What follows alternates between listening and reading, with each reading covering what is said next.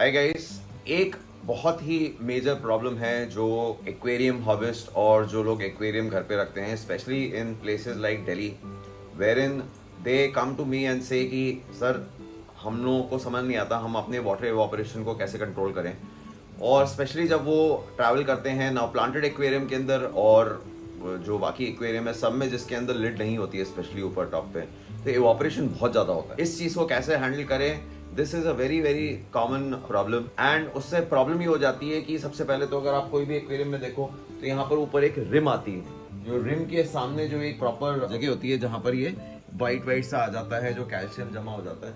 तो उसको कंट्रोल करने के लिए एक्वास्क्वा लैब की वेबसाइट पे now there is this very wonderful product which is available at very very reasonable cost, and today I am going to unbox it for you and I let you know that what it is, how to use it और इसके advantages क्या क्या हैं। So let's open the box first, let's see what's comes in the box. The name of the product is ATO।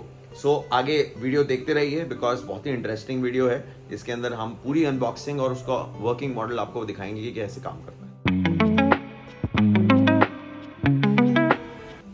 ये box है और इस box के अंदर आपको एक कंपनी है called KAMOEL, I don't know how to pronounce it, but this is the company which is the most reliable product that we have seen. हमारे क्लाइंट के घर पे ये पिछले 4 साल से लगा हुआ है और आज तक कभी कोई प्रॉब्लम नहीं हुई है and it's a wonderful thing. So इसमें आता क्या क्या है वो अब हम देखते हैं। इसमें बेसिकली अगर आप देखो तो बॉक्स के अंदर ही डिटेल्स लिखी हुई हैं कि ये कैसे काम करता है। इसमें 2 मॉडल आते हैं, एक SE मॉडल आता है, एक और RO के लिए मॉडल आता है। आप SE जो है वो एक्वेरियम के लिए यूज कर सकते हैं, RO के लिए जो है वो RO के लिए यूज करते हैं, बट मेरा प्रेफरेंस ये है कि आप RO वाला ही यूज करिए बिकॉज इसमें डिफरेंस क्या है कि इसके अंदर एक साइफन ब्रेकर आता है which is a very simple device.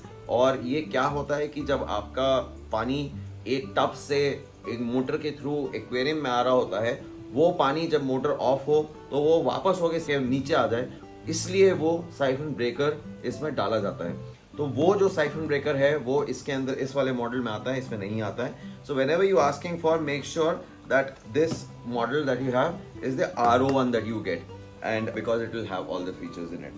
Now इसके बाद इसके अंदर जो मेनली कंपोनेंट्स आते हैं वो ये आपका कंट्रोलर होता है, जिसके अंदर ये कंट्रोलर जो है ये पूरा उसका CPU टाइप का है या इसका ब्रेन है, जो बेसिकली सारी सेंसर्स की रीडिंग लेकर और फिर जो मोटर है और पानी का पंप है उसको वो कंट्रोल करता है। तो हम इस बॉक्स को देखते हैं, इस बॉक्स में क्या क्या आता है। नाउ इस बॉक्स में इसके ऊपर ही सारी इन्फॉर्मेशन बहुत डिटेल में दे रखी है। There is so much of information which is already there on the box कि आपको यहीं से समझ आ जाएगा कि एग्जैक्टली क्या है। इसमें 2 मॉडल आते हैं, एक होता है ATO 1 to SE और एक होता है ATO 1 to RO। दोनों में डिफरेंस ये होता है कि जो SE मॉडल होता है उसके अंदर साइफन ब्रेकर आता है, लेकिन जो RO वाला मॉडल होता है उसमें साइफन ब्रेकर नहीं आता है। साइफन ब्रेकर क्या होता है, अगर आप ये वाला पिक्चर देखें तो इसके अंदर जो ये फ्रेश वाटर का जो टैंक है जहां से ये पंप पानी वापस एक्वेरियम में डालता है, अगर मान लो ये एक्वेरियम का पानी यहाँ पर है तो ये पानी पॉसिबली ये वापस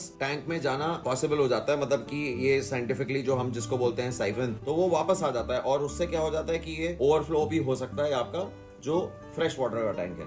इसलिए ये जो साइफन ब्रेकर है वो यहाँ पर लगाया जाता है जिससे कि ये पानी यहाँ से यहाँ तो जाए बट यहाँ से वापस ना जाए। तो इसलिए ये बहुत इंपॉर्टेंट है कि आप ATO 1 to SE यूज करें instead of the RO। This is the main controller और जिसको हम बोलते हैं कि main brain of the entire system. And then you have the sensors.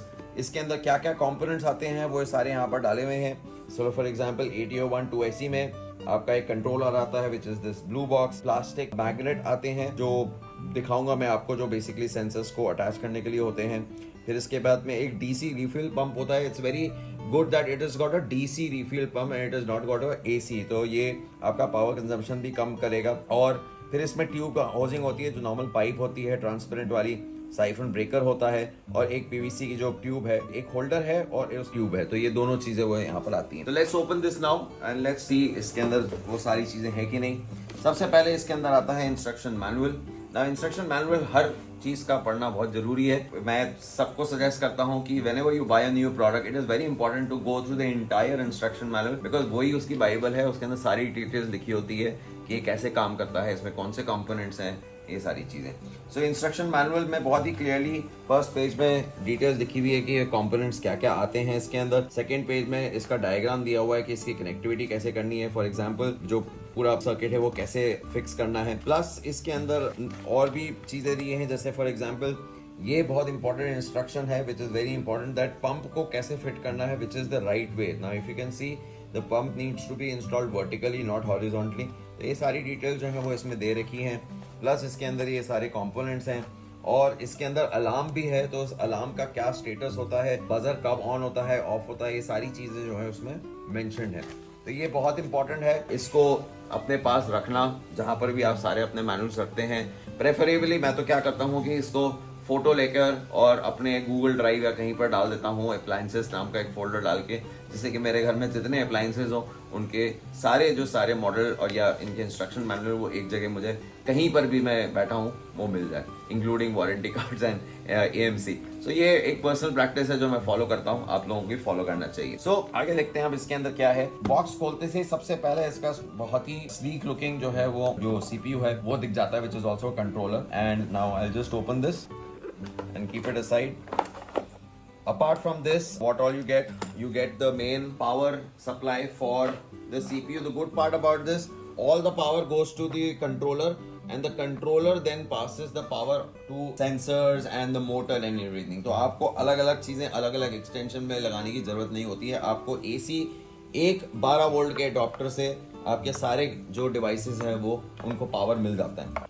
This is the होस पाइप, वेरी गुड क्वालिटी होस pipe. इसके अंदर जो पाइप आती है बहुत अच्छी क्वालिटी की है। प्लस जैसे मैंने बताया ये आपके ट्यूब के होल्डर्स हैं विच इज देयर। सो इसके अंदर आपको ये एक्वेरियम में डालने के लिए जो है वो ये भी दे रखा है, जिसके अंदर आप आराम से 12 से भी ज़्यादा MM के ग्लास में आप जो है वो इसको फिट कर सकते हो अपने ट्यूब को। फिर आता है आपका जो DC पंप है जो इसमें लगता है, जो बेसिकली आपका पानी का टैंक जो फ्रेश वाटर पानी है वो उसमें से लेके जाएगा। And plus you have the main siphon breaker. This is a very very important piece of equipment. ये एक आपके एक्वेरियम का जो automatic water top up system है उसका एक बहुत मेन कंपोनेंट है, अदरवाइज ये काफी डैमेज क्रिएट कर सकता है, तो इसलिए ये होना भी बहुत ज़रूरी है। इसके अंदर अब मैं कंट्रोलर को खोलता हूँ। कंट्रोलर के अंदर मेरे पास आता है मेन कंट्रोलर, जिसमें बेसिकली 3 लाइट्स होती हैं, एक पावर की, एक फिलिंग की और एक अलार्म की। पावर की लाइट होती है जो आपको बताता है कि ये पावर ऑन और ऑफ है। फिलिंग की है कि जब वो पानी भर रहा होता है तो फिलिंग वाली लाइट ऑन होती है। अलार्म होती है जब वो एक लेवल के ऊपर अगर चले जा रहा है जहाँ पर वो आपको ये अलार्म दे रहा है कि ये आपको इमीडिएटली जो है वो ऑफ करना पड़ेगा बिकॉज प्रोबेबली वो ओवरफ्लो हो रहा है जो भी है। सो ये इसके 2 सेंसर्स हैं, एक रेड सेंसर है और एक ब्लू सेंसर है। तो best part is that these sensors are connected with this magnet. तो ये मैग्नेट से एक साइड ऑफ द ग्लास में ये मैग्नेट लगता है, दूसरे साइड में ये सेंसर वहाँ अटैच हो जाता है और उसी हिसाब से आप अपने एक्वेरियम है उसके अंदर की लेवलिंग आप कर सकते हो। बेस्ट पार्ट इज इसका फुटप्रिंट बहुत कम होता है, तो आप आराम से जो है वो इसको अपने फिल्ट्रेशन या सम्प में इजीली लगा सकते हो, जो आपका ये काम आ जाएगा। और इसमें जो है ये सारी चीज़ें होती हैं। तो अब हम इसको जो है वो फिट करेंगे, लगाएंगे, आपको इसको वर्किंग मॉडल दिखाएंगे ये कैसे लगाना है।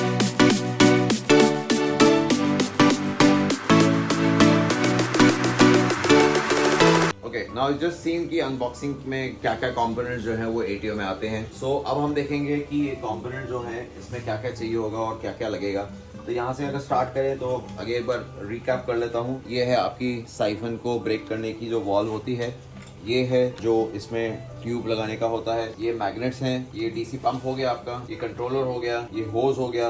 कंट्रोलर के अंदर ऑलरेडी 2 सेंसर्स लगे हुए हैं, एक रेड एंड ब्लू, और ये आपका पावर अडाप्टर हो गया। इसमें हम लोगों ने फ्रेश वाटर रखा है जो कि हम यूज करेंगे। एक इंपॉर्टेंट चीज़ है, ट्राई करें कि जो फ्रेश वाटर है ये बहुत ही क्लीन वाटर हो, बिकॉज वी डोंट वांट कि इसकी जो नॉजल्स है वो ब्लॉक हो जाए। तो आपका फ्रेश वाटर एकदम क्लीन होना चाहिए, it should not have dirt और ऐसे कुछ चीज़ें जो कि वो चीज़ें जो है पूरा सिस्टम ब्लॉक कर ले।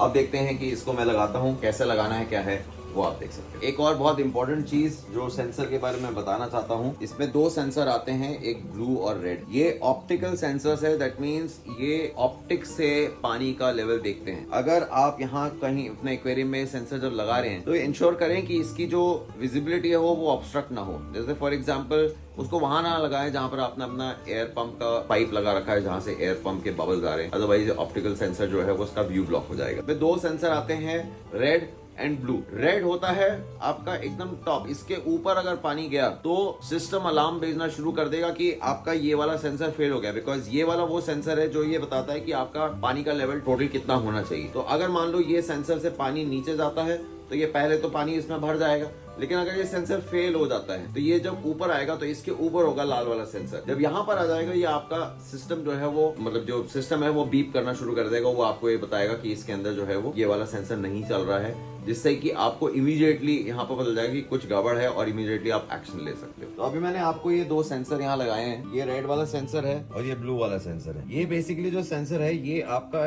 दिखाता है कि आपका पानी का लेवल कितना होना चाहिए। सो फॉर एग्जाम्पल यहाँ पर अगर मैंने ब्लू सेंसर ये लगा रखा है, इसका मतलब पानी जब ये यहाँ पर तक आएगा भरते टाइम पे ये अपने आप जो है वो इसको रिफिल कर देगा अगर इससे नीचे पानी जाएगा। तो अगर मान लीजिए ये हम क्या करेंगे, अभी इसको ड्रेन आउट करेंगे।